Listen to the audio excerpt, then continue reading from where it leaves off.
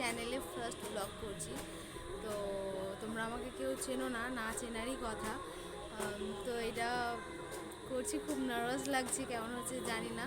তোমরা প্লিজ একটু সাপোর্ট করো, পাশে থেকো, আর লাইক করো, কমেন্ট করো, শেয়ার করো। আর জানিও ভিডিওটা কেমন হলো। জানি অনেকটা ভয় পাচ্ছি, নার্ভাস হচ্ছে, কনফিউজড আছি। তো এতটাই, দেখা হচ্ছে পরের ভিডিওতে। চলো, টাটা, বাই।